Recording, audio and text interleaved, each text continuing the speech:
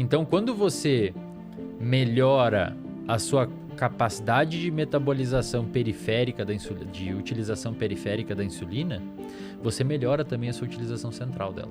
E quando você faz uma atividade física, você sinaliza para o seu cérebro que está tudo bem na periferia e melhora a microbiota, várias outras coisas importantes. Então é impossível a gente dissociar mente, cérebro e corpo. As duas coisas são unidas.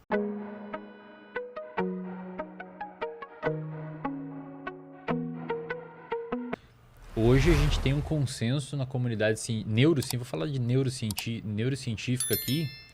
Bom, primeiro, a atividade física, o exercício físico, para questões cardiovasculares, metabólicas, respiratórias, é indiscutível que é super benéfico. Para questões de cérebro, hoje a gente tem um corpo de conhecimento que já é mais que suficiente para a gente concluir que também... que você fazer atividade física, e não só atividade física, você conseguir manter uma atenção na alimentação, manter uma atenção na sua rotina de uma maneira geral, é igualmente benéfico para o cérebro. Tão benéfico quanto para a parte metabólica, porque no final das contas os dois estão interagindo. Metabolismo, se você tem uma melhora metabólica, você tem uma melhora no cérebro. Vou te dar um exemplo. No meu doutorado agora eu tenho estudado a relação entre dietas hipercalóricas, ricas em gordura e ricas em frutose, não a frutose da fruta, mas aquele xarope de milho rico em frutose que é usado para adoçar refrigerante. Tá, porque a frutose é um tipo de açúcar. É um tipo de açúcar, isso. Só que na fruta, obviamente, tem fibras, não tem tanta concentração de frutose, então não é uma coisa maléfica, né? Se você consome dentro das medidas adequadas. Agora, quando você pega essa frutose, hiperconcentra ela e adoça refrigerantes, que é o que o pessoal faz? Que é o que o pessoal da indústria do refrigerante faz. A gente hoje percebe que ela é bastante maléfica a nível de sistema nervoso central, de cérebro. E o que eu vejo? O que causa isso? Tá? Quando a gente entra numa dieta ruim, acontecem algumas coisas no nosso metabolismo periférico, isto é, no nosso corpo. Ocorre um aumento de glicose, ocorre um aumento de lipídios, de gordura, LDL, triglicerídeos, etc. Mas também ocorre uma coisa que a gente chama de resistência à ação da insulina.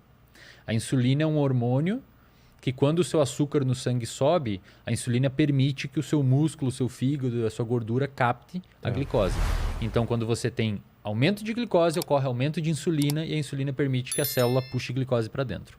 Diabéticos, que têm uma alta taxa de açúcar no sangue, de glicose no sangue, eles têm um quadro chamado principalmente no diabetes tipo 2, um quadro chamado de resistência à ação da insulina. Ou seja, a pessoa comeu tanto açúcar, comeu tanta coisa, que meio que o pâncreas, que é o órgão que libera insulina, liberou tanta insulina que a célula ficou resistente.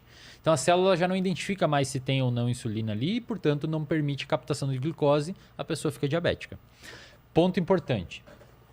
Hoje a gente sabe que a gente tem insulina no cérebro. Ah, é? A gente tem insulina no cérebro. Mas o mais interessante, cara, é que os nossos neurônios, que são as células que a gente tem no cérebro, um dos tipos de células são as células funcionais do cérebro. A gente tem 86 bilhões de neurônios, com B, 86 bilhões de neurônios. As células do cérebro, elas não dependem de insulina para captar glicose. Elas captam glicose não precisando da insulina. Aí por muito tempo se perguntaram por que a gente tem insulina no cérebro então? A resposta é que a insulina no cérebro ela atua em formação de memória, ela atua em foco atencional, em você prestar atenção nas coisas, ela atua em melhora cognitiva geral. Tudo isso é necessário para você passar numa prova, como a Tala falou lá dos estudantes. Então quando você melhora a sua capacidade de metabolização periférica da insulina, de utilização periférica da insulina, você melhora também a sua utilização central dela. Então é impossível a gente dissociar mente, cérebro e corpo. As duas coisas são unidas. E quando você faz uma atividade física, você sinaliza para o seu cérebro que está tudo bem na periferia e melhora a microbiota, várias outras coisas importantes. Isso é um ponto. Então você diminui inflamação, coisas que a gente pode conversar. E a nível do sistema nervoso central, a nível do cérebro, você aumenta várias coisas importantes para o aprendizado de curto a médio prazo.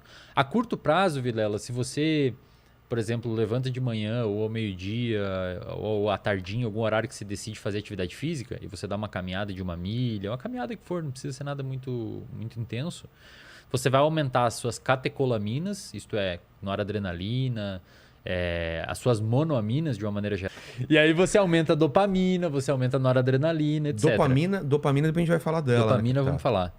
E esse aumento cara, trocando em miúdos, assim, basicamente quando você faz uma atividade física, você formula uma sopa química no seu cérebro que permite você aprender melhor. Entendi. Isso a curto prazo. A longo prazo, você aumenta a quantidade, a produção de fatores que a gente chama de fatores neurotróficos. Isto é, são fatores que permitem o seu cérebro se moldar e melhorar. Porque o nosso cérebro é quase como se fosse uma impressão digital do nosso comportamento. Ele se molda estruturalmente, inclusive fisicamente, de acordo com o que a gente faz. Tá. Por exemplo, pessoas muito boas de memória, elas vão ter um hipocampo, que é a região do cérebro que armazena a memória, maior fisicamente mesmo. Tem um estudo que fizeram com taxistas de Londres. Eu sempre mostro esses estudos nos meus cursos, que os taxistas de Londres, para passar na prova lá para ser taxista... Eles têm que saber todas as ruas, não pode usar o Waze. Eu vi isso. Exato. Eles têm que saber, né? A prova, cara, envolve decorar 25 mil ruas. 25 mil ruas, para manter o lance tradicional, para manter um né? negócio lá, etc.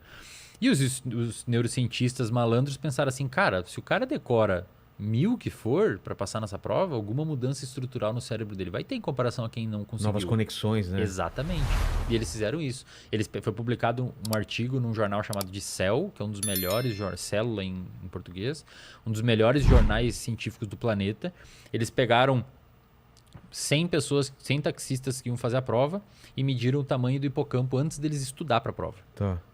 E depois deles estudar e fazer a prova, eles pegaram essas 100 pessoas e de novo olharam o tamanho do hipocampo. Chuta, aqueles que passaram na prova, e só os que passaram na prova, tiveram um aumento do hipocampo.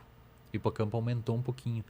Porque provavelmente é meio que hipertrofiou. É como se fosse o músculo quando você faz academia. O seu cérebro ele dá uma aumentadinha devido a um número maior de conexões. E o mais interessante desse estudo é que aqueles taxistas que reprovaram na prova, o hipocampo não aumentou. Ou seja, parece que você precisa de fato que o seu cérebro mude para você conseguir ter uma melhora funcional no que você quer que seja.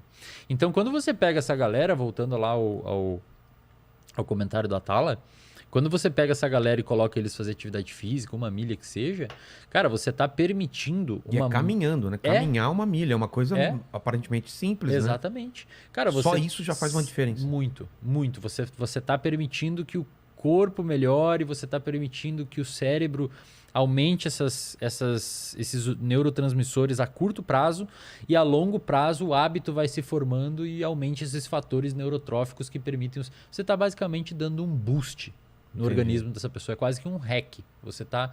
É fora do comum, assim, o quanto isso é benéfico, cara. E o oposto também acontece, Vilela.